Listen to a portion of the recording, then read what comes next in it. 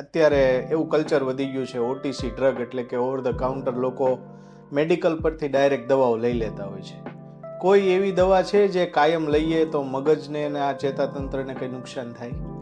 એવી એક કોમન દવા છે જે લોકો એસિડિટી અને ગેસ માટે લયા કરતા હોય છે, જેનું નામ છે લિવોસલ્પ્રાઇડ. એટલે નોર્મલ દવાની અંદર એલ કમ્પોનન્ટ એડ થઈને આવે તો એ તમારે સમજી જવાનું કે એમાં લિવોસલ્પ્રાઇડ હોઈ શકે છે.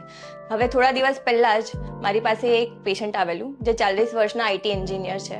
એમની કમ્પ્લેન એ હતી કે એમને હાથમાં ધ્રુજારી થાય છે અને કામ કરવામાં એ સ્લો થઈ ગયેલા હતા અને એકદમ થાક લાગતો હતો. હવે મેં એમને ચેક કર્યા તો એના પરથી મારું ડાયગ્નોસિસ થઈ ગયેલું કે એમને પાર્કિન્સોનિઝમ છે.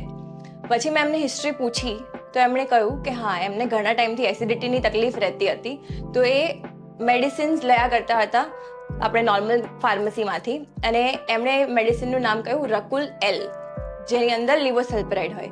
હવે આ લિવોસલ્પ્રાઇડ દવા એવી દવા છે કે જે લાંબા સમય તમે શરીરમાં લો તો એનાથી તમારા શરીરમાં ડોપામિનનું લેવલ ઓછું થઈ જાય. તો એના લીધે માણસને પાર્કિન્સોનિઝમ જેવું થઈ શકે છે, કેમ કે પાર્કિન્સન્સ નોર્મલી 40 વર્ષમાં જોવા નથી મળતું.